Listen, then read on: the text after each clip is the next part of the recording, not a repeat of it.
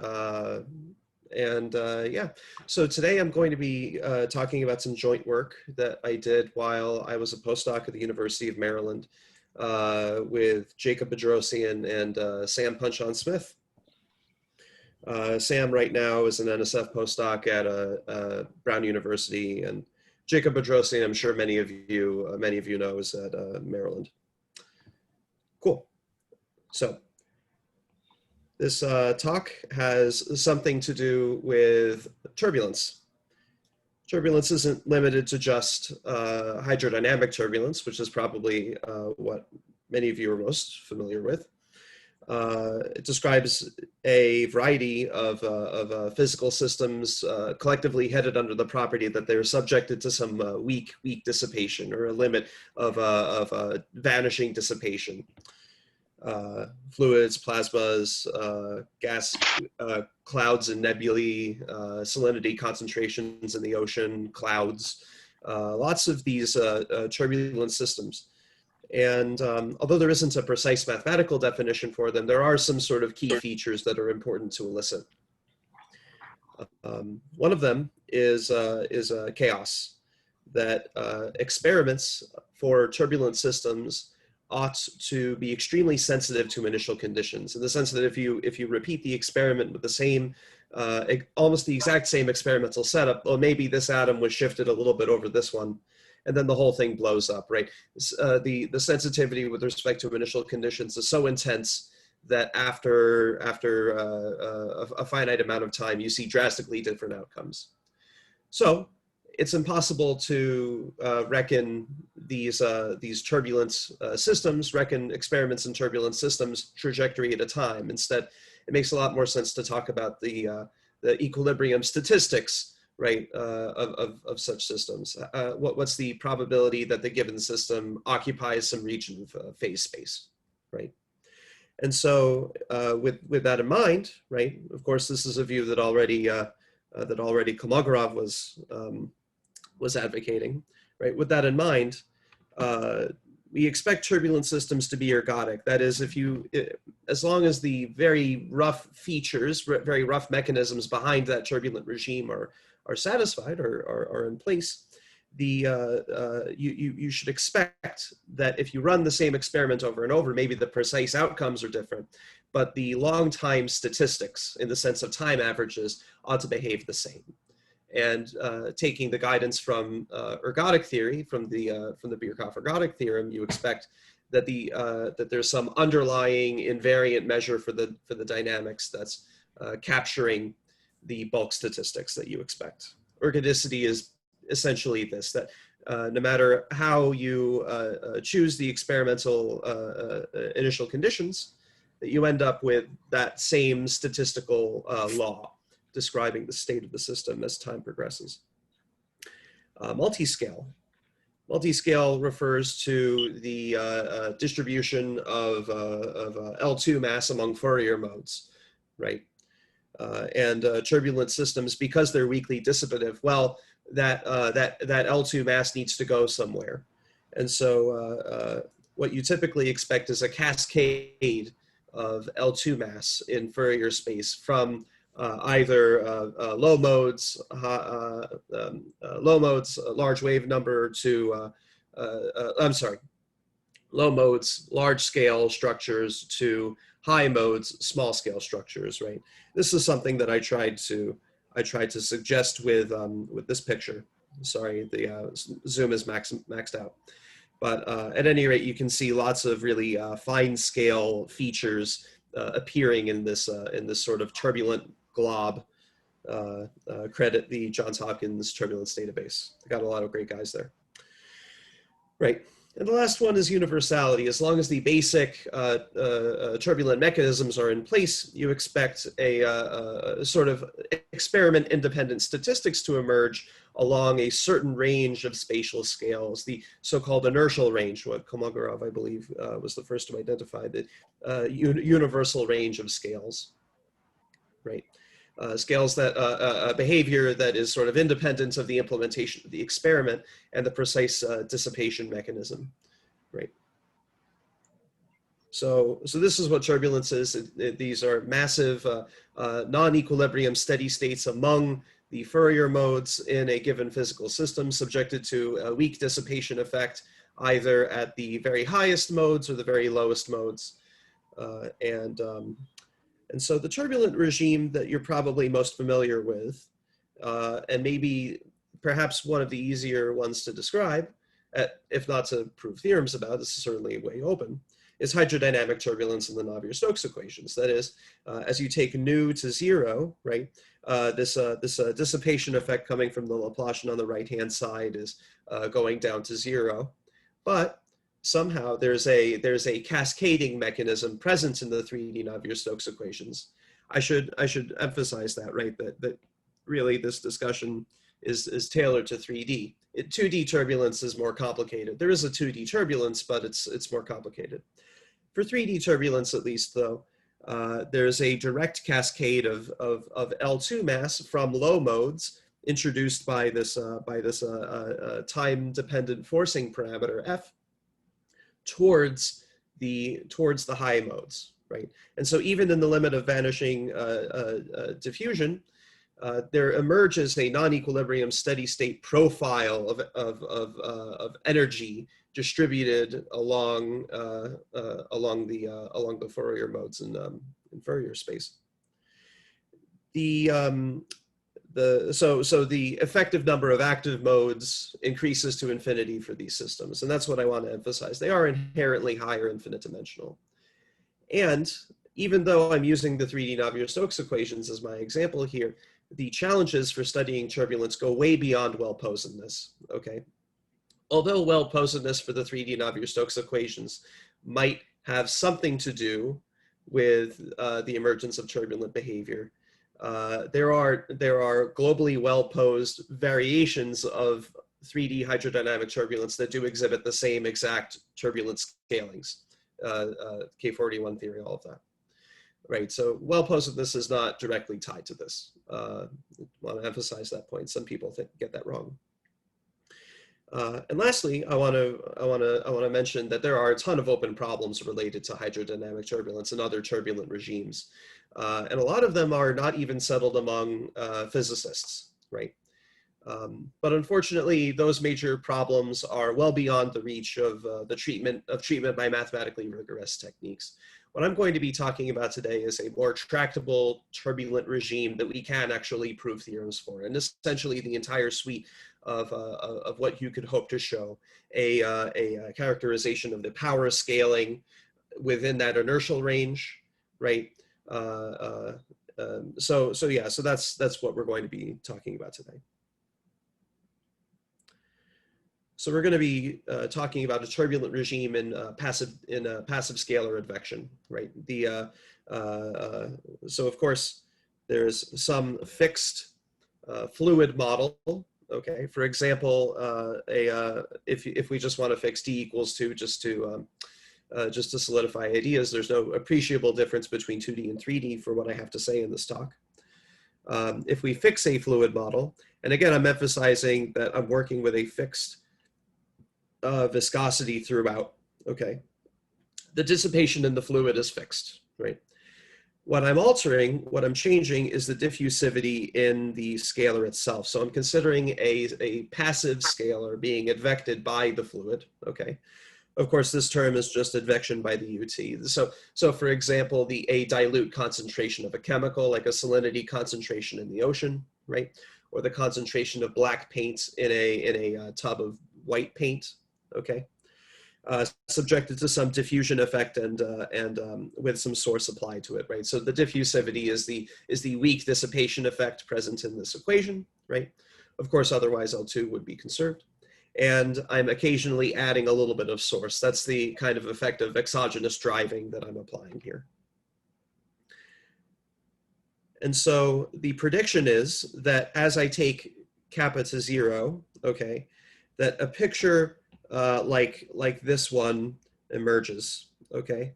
That if I look at the distribution of L2 mass in the passive scalar, that along a range of scales, okay, somewhere below this sort of characteristic length scale for the experiments, okay? This so-called integral range. And above this dissipation range where the effects of dissipation sort of take over, okay? Something that depends on kappa, by the way, right? That you see a characteristic scaling in the way that the L2 mass sort of drops off, right? So you see the emergence of this non-equilibrium steady state where on the one end of the chain of Fourier modes, I'm adding scalar, and at the other end, the dissipation is sort of eating it up, right? I think that some people like to think of it as a kind of conveyor belt of L2 mass in the scalar, right? But this happens for a lot of turbulent systems, this kind of sort of conveyor belt analogy, right? I would emphasize that before our work, there was no mathematically rigorous proof of any power spectrum law related to turbulence. So the results that we're going to be positing here are what we believe to be, and we would love to be corrected if we're not right, the first rigorous proof of a power spectrum for a basic physical model in fluid mechanics. So with that said, with this sort of essentially laid out, let me just emphasize that this is actually a fairly well substantiated theory at the level of experimentation. Batchelor's theory is there have already been numerous experiments. This one is already from 1963, right? Batchelor's law was predicted in 1959, and already in 1963 there were experiments on salinity concentrations in the ocean, right? Literally just like throwing an experimental apparatus overboard a ship in the Arctic and boating around and measuring salinity concentrations. Right, so already there's pretty reliable data for this, but in spite of the fact, and this is a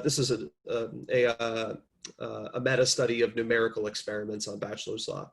So even though Batchelor's law has a lot of decent evidence, it wasn't totally completely resolved. There was a little bit of dissent, and to some extent, the underlying physical mechanism responsible for Batchelor's law wasn't totally perfectly understood.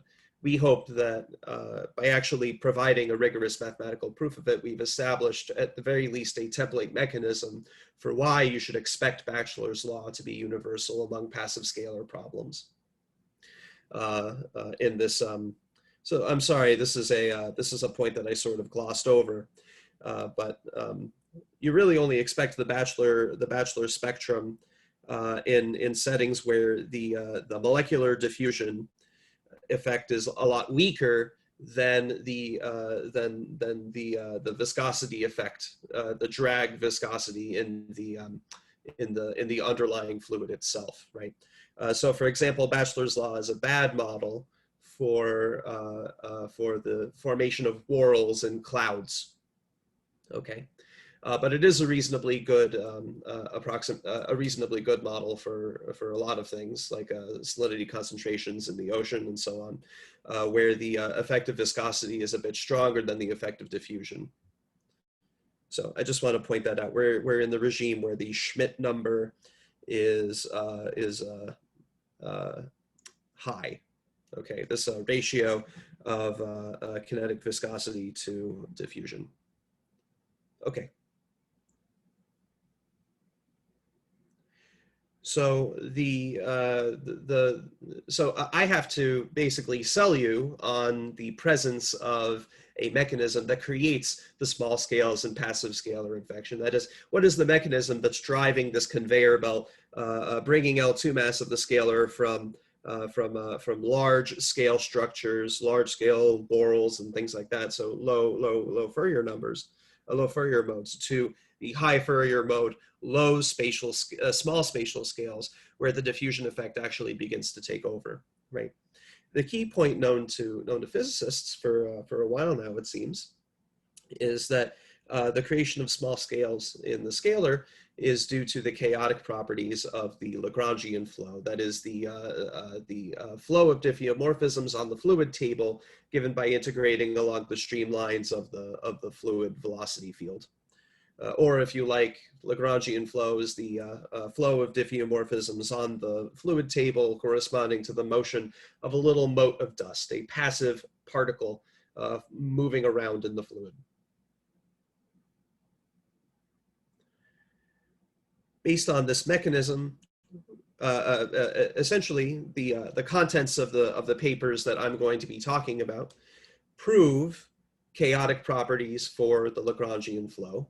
And based on those chaotic properties, we established this rigorous proof of this Batchelor power spectrum as kappa goes to 0.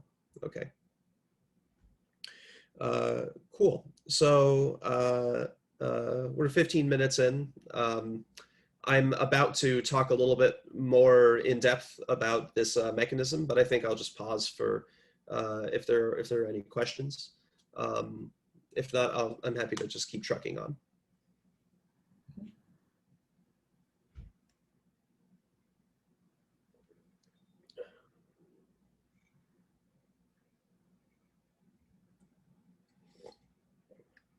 Cool. So I think I'll keep going, but if you want, you can also feel free to use the chat to bug me.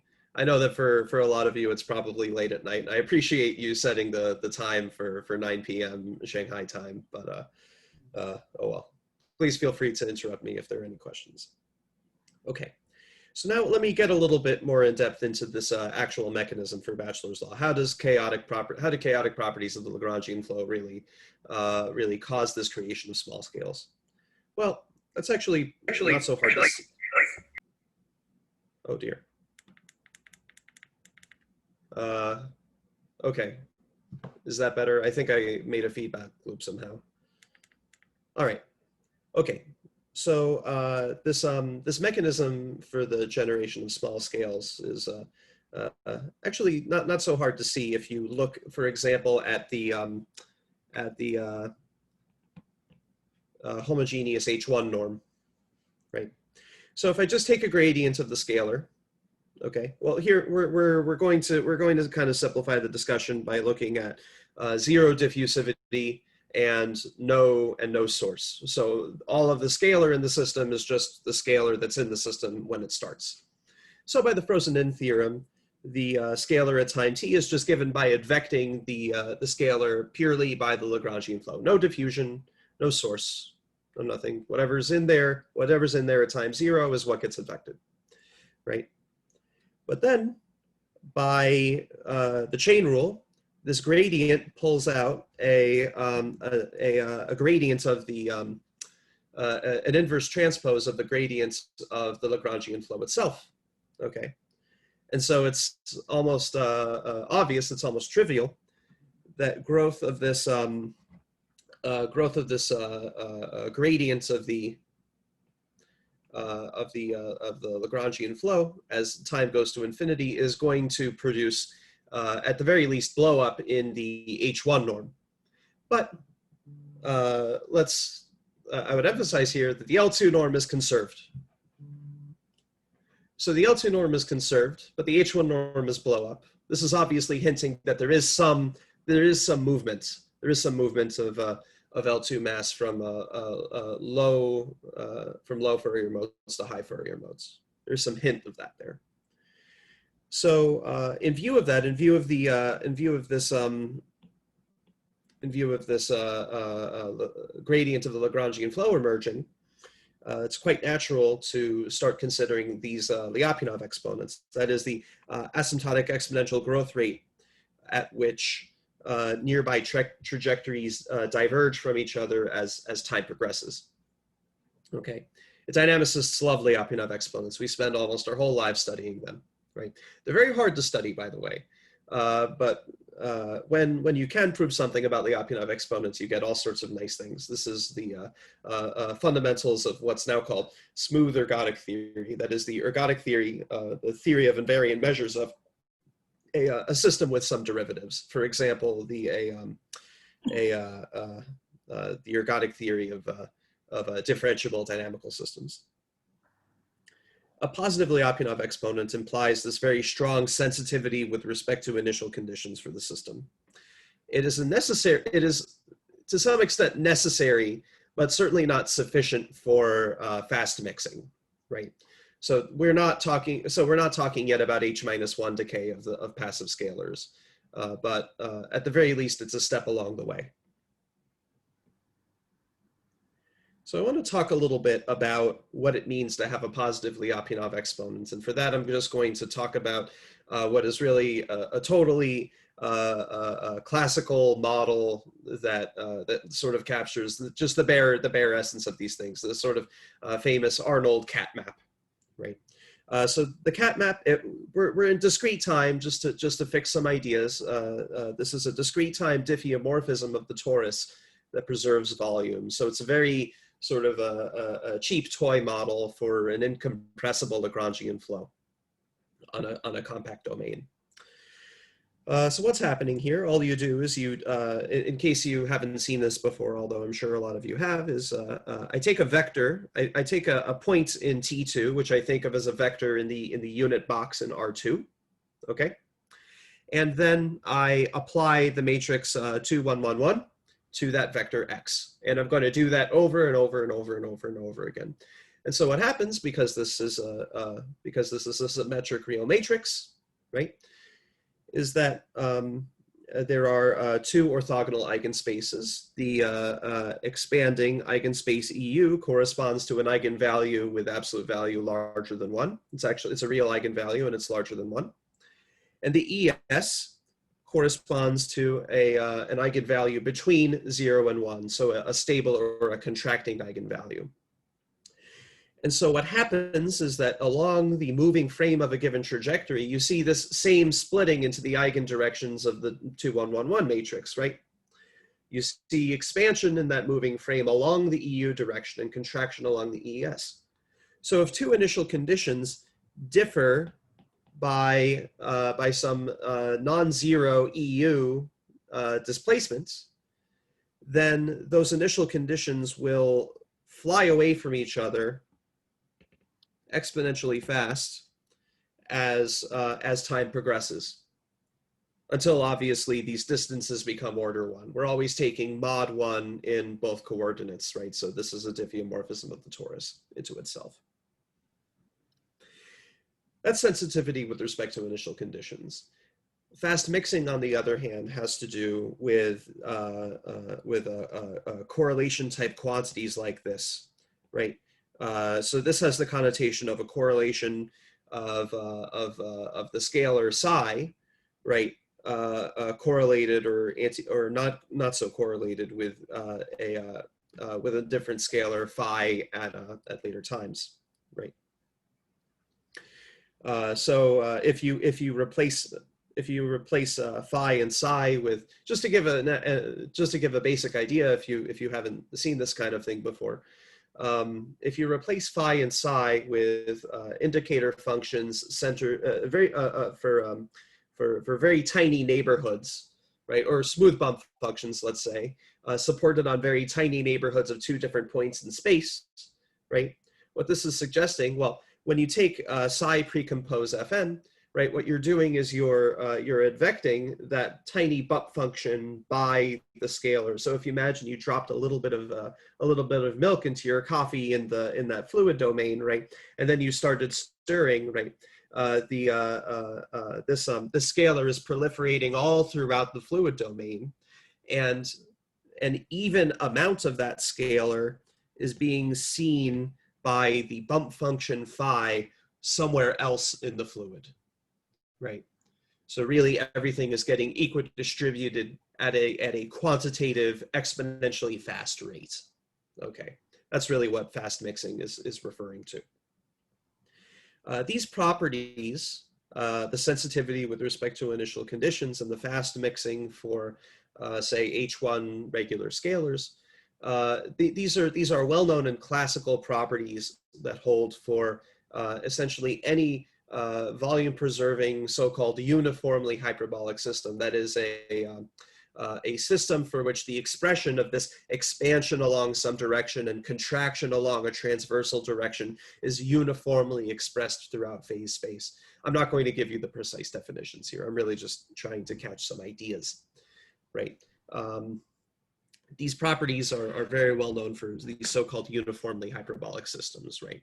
This is classical work of the 60s and 70s dynamicists, right? Unfortunately, I don't have time to go too deeper into the history, but that's sort of the basic idea. So based on this mechanism, why should you expect a -1 power law describing the distribution of these Fourier modes? Well, I can provide a relatively straightforward heuristic for that.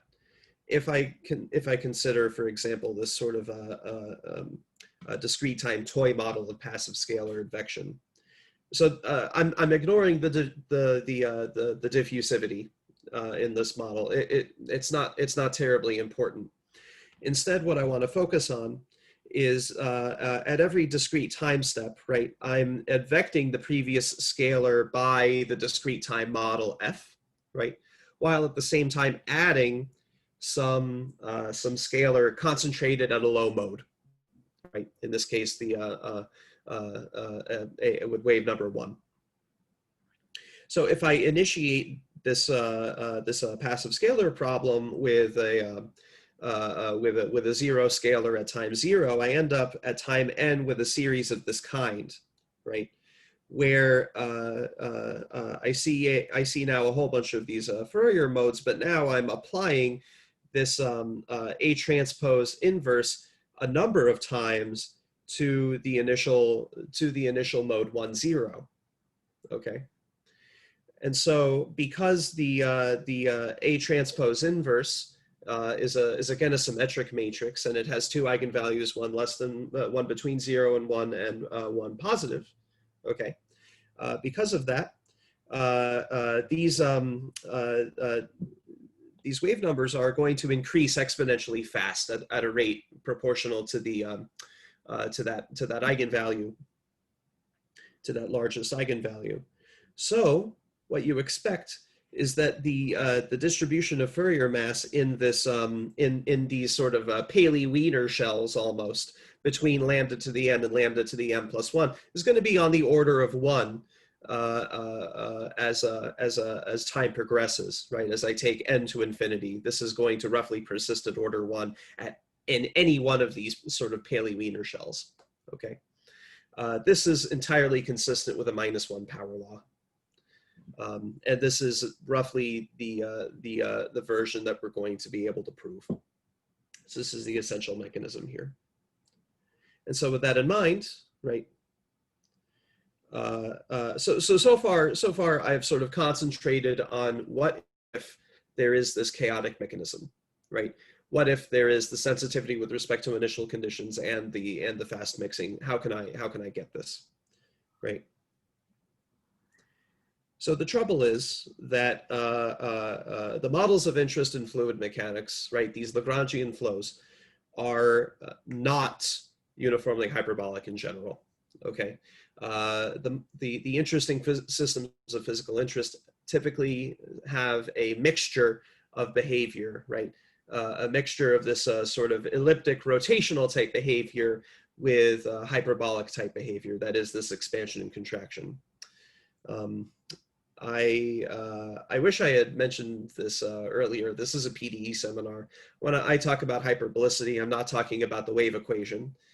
I'm talking about this expansion and contraction in phase space. So if you like, a sort of saddle type behavior in the moving frames of trajectories. Right, I apologize if there was any confusion, but at any rate, all I'm trying to get at here is that a sort of typical phase portrait that you should expect for a sort of typical toy model that captures this kind of coexistence behavior between different dynamical regimes.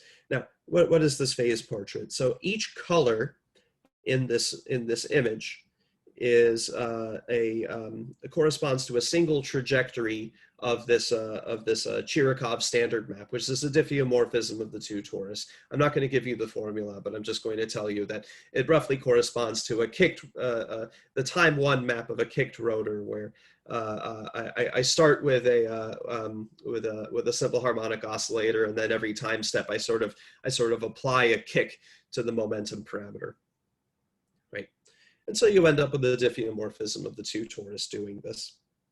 In the presence of the kicks, you see that different trajectories can attain extremely different sort of behaviors. This green region corresponds to essentially a single trajectory that proliferates throughout this, what appears to be a positive volume subset of phase space. This is a hallmark of chaotic behavior, of a positive Lyapunov exponent, fast mixing, all of that good stuff.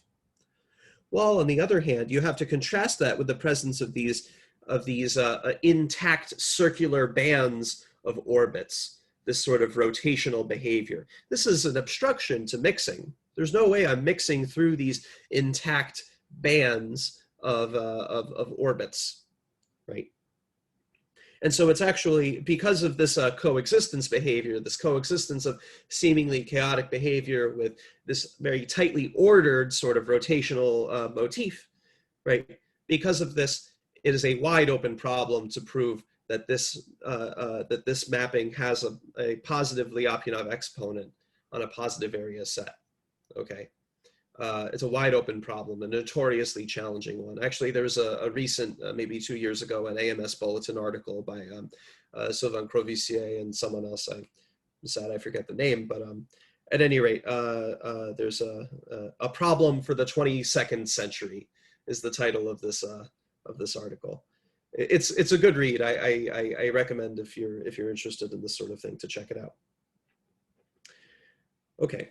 So it's kind of hopeless to prove chaotic behavior even for discrete time toy models. For more realistic Lagrangian flow models, it's even more unrealistic to attempt to do this sort of thing. For deterministic models, right, you can get caught in these sort of vortices here, right, and mixing through these vortices is not really possible. And so you're fundamentally dealing with, at the same time, all of this sort of stretching and shearing and expansion of tangent directions, while at the same time dealing with these sort of coherent structures emerging that are barriers to mixing, that exhibit no positive Lyapunov exponent. So at the very least, in the realm of deterministic fluids models, this is just hopelessly out of reach. On the other hand, the problem is considerably more tractable in the presence of noise, and that's really what we are able to take advantage of to make progress in this direction.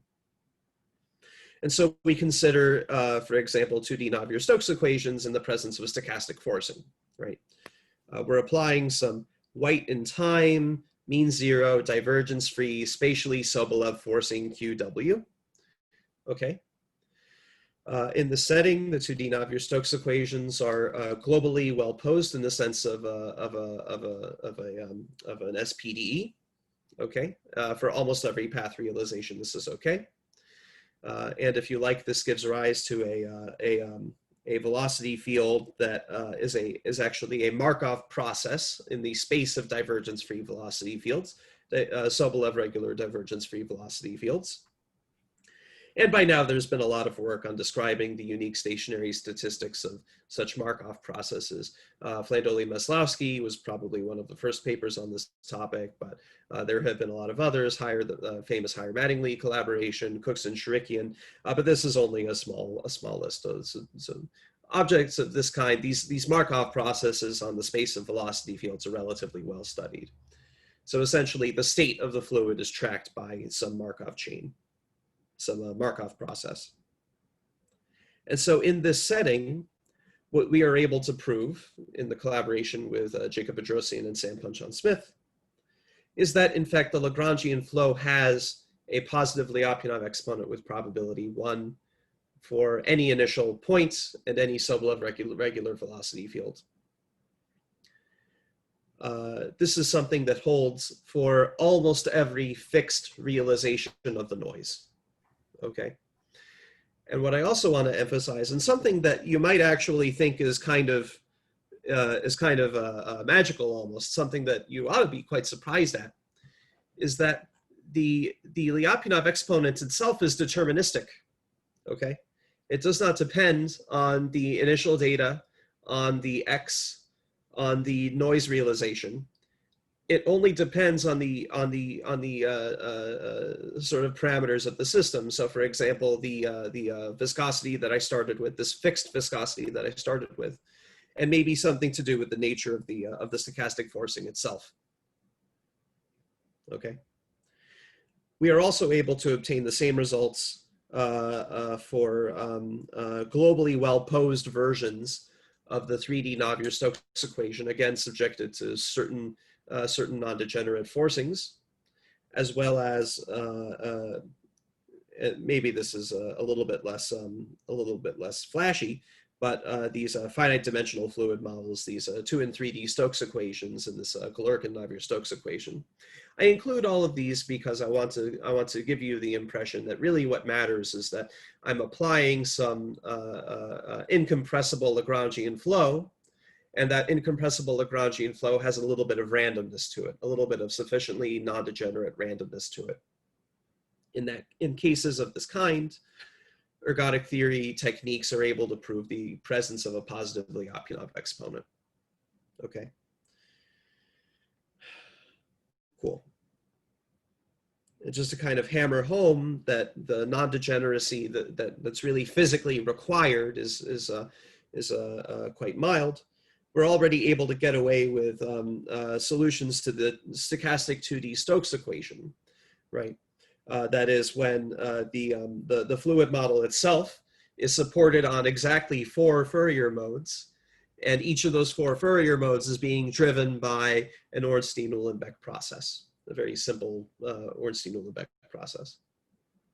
Okay. Cool. Are there any questions so far? I realize that I'm going to have time to go through the results and not really say too much about the proof, but it's better to answer questions if possible. No? Yeah. Yeah. This still for the fractional diffusion. I'm sorry, would you say that again? Okay. If you replace Laplace U by fractional Laplacian. Right. So as far as I understand, the presence of a fractional Laplacian wouldn't, as long as the fluid model itself is globally well posed and possesses a stationary measure and has good regularity properties, like the Markov process for the fluid itself needs to be Strong-Feller, right? Okay. If you have all of that stuff, the precise form of the dissipation really doesn't matter. So for example, you could replace this dissipation with a Laplacian squared. As long as the fluid model is globally well posed, you could replace it with a fractional Laplacian if you like. The precise form, and this is something true of a lot of turbulence models actually, is that the precise form of the dissipation doesn't seem to depend on the locality of the diffusion. It's kind of an interesting thing. But I'm not an expert on this, so I want to avoid saying anything too wrong.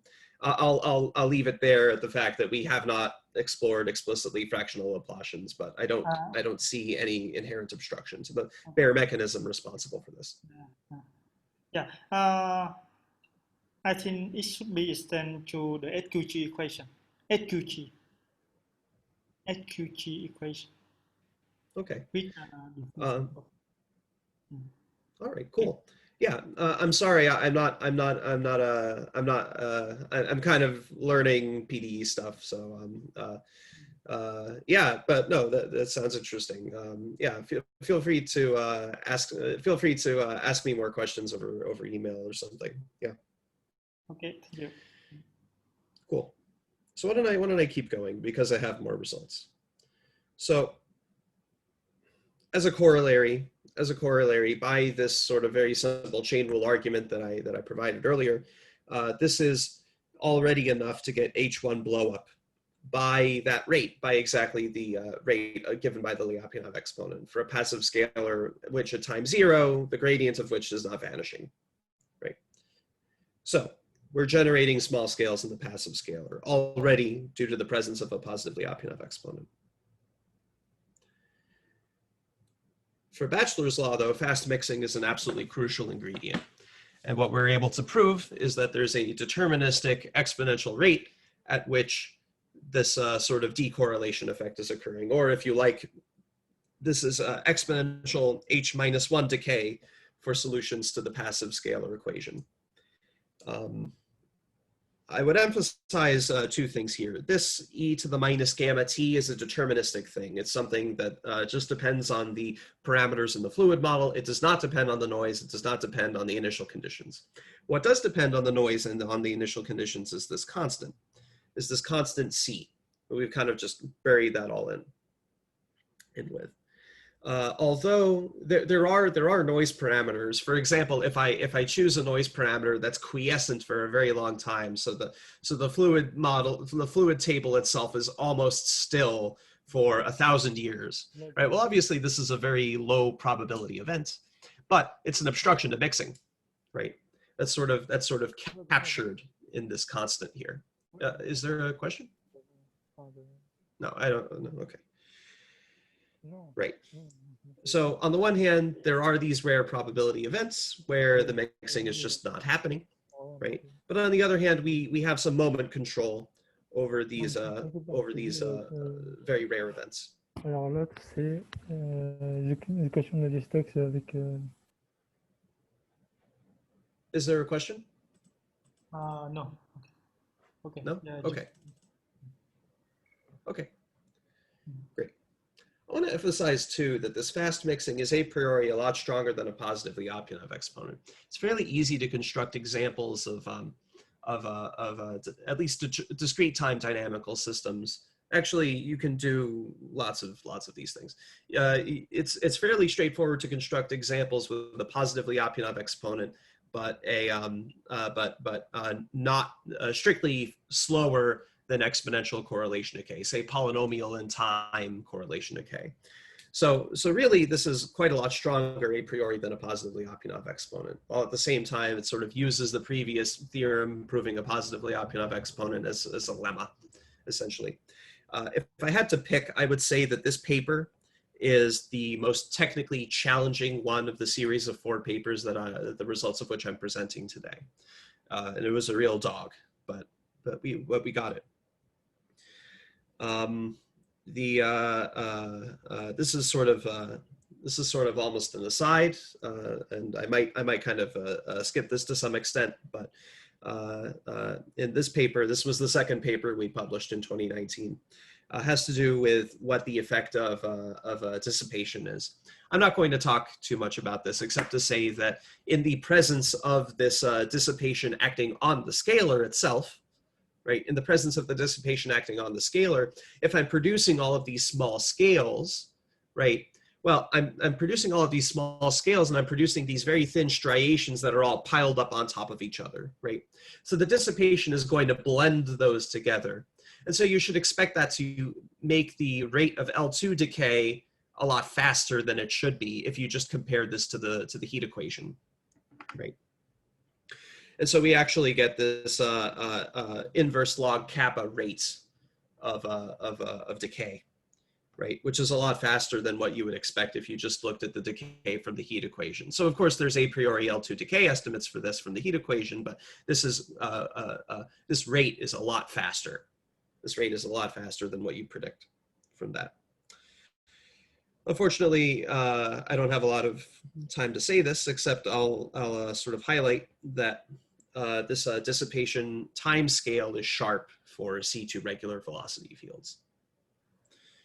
Now, someone mentioned what happens if you have a sort of a fractional Laplacian dissipation here. I'm actually not sure.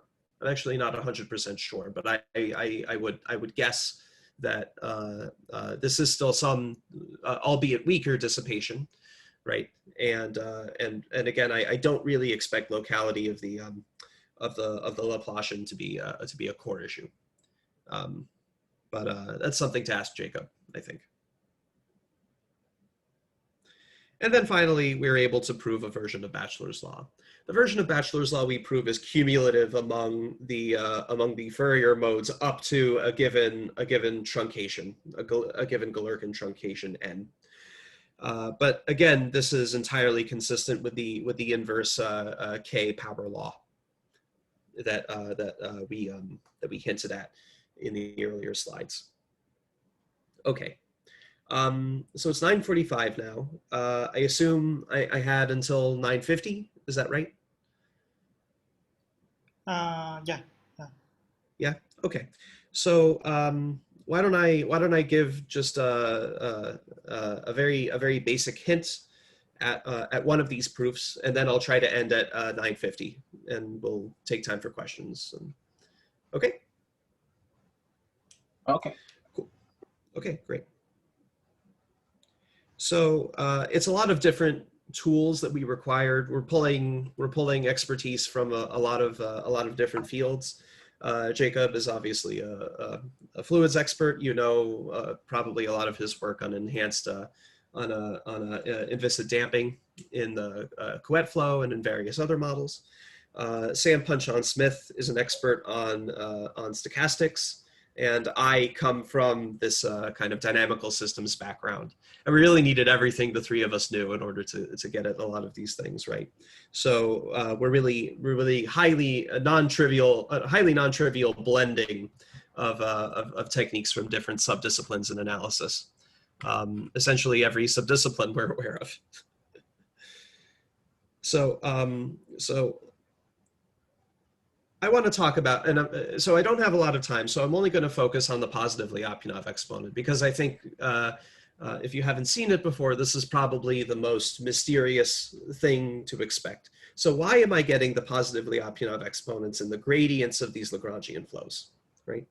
Well, I'm going to take a really simple toy model just to illustrate the sort of underlying mechanism at work.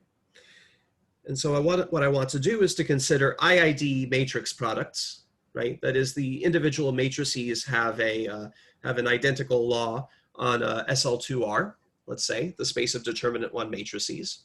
And I'm going to think of this as an emulation of the gradient of an incompressible flow, because an incompressible flow preserves volume by definition, right? The gradients are all going to have determinant one.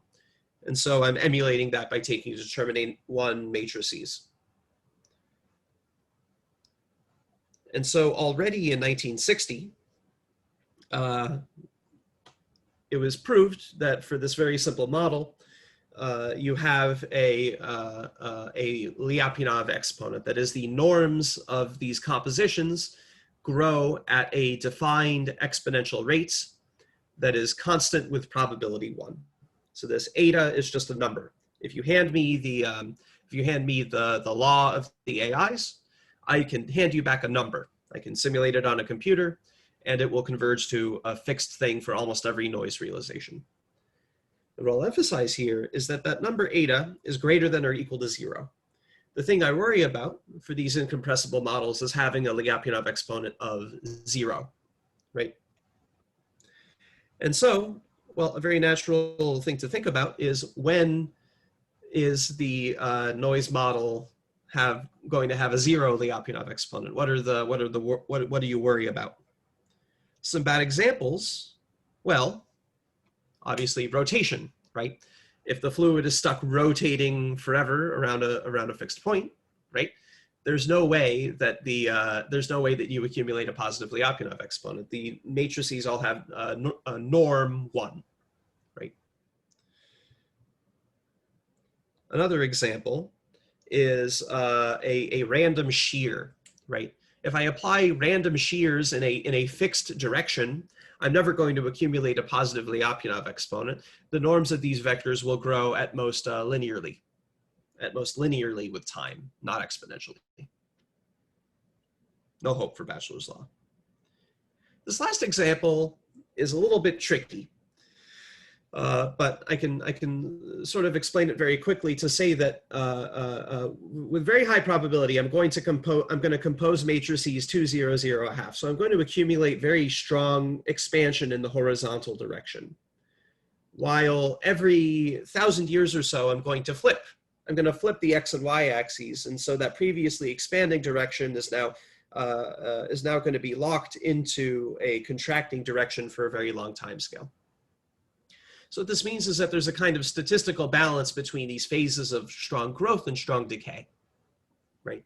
And because of that, there's no hope for accumulating a positive Lyapunov exponent because there's a balance between the stretching and the contraction, a perfect statistical balance. So this grows at a I guess stretched exponential rate at best. This does not grow at an exponential rate. Furstenberg proved, and this is like totally remarkable. This is nuts, and people are still using this result decades later. Is that essentially these are the only possibilities for a zero Lyapunov exponent? Either, if there's a zero Lyapunov exponent, then either there is some deterministic inner product with respect to which I am a rotation, or I leave invariant a finite union of lines. I leave invariant a union of at most 2 lines. That corresponds to the shear case or to this sort of switching case. Which is to say that if lambda equals 0, then there's some almost surely invariant structure present in the law of the IID matrices.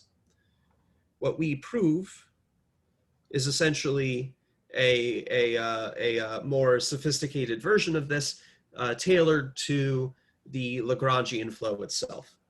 If there's a zero Lyapunov exponent, then there must be some strong degeneracy in the law of the Lagrangian flow in the sense of either this deterministic continuously varying family of inner products with respect to which I have isometry, or this deterministic continuously varying family of lines that are almost surely preserved. So for example, you could have shearing in case B, right? You could just have a shear. A shear would follow under, a pure shear would follow under case B, while case A might be just like take the fluid and just rotate it, okay? Either case though, implies a very strong degeneracy in the statistical law of the Lagrangian flows. And this is what we use to rule out a zero Lyapunov exponents. It's actually a proof by contradiction, right? We prove that in the presence of suitably non-degenerate noise, neither of these alternatives can hold. Okay, so I think that's as much as I can say with the time given. So I think I'll just thank you all for your time, and maybe I'll leave these up to kind of stimulate discussion if you want. So thank you very much. Okay.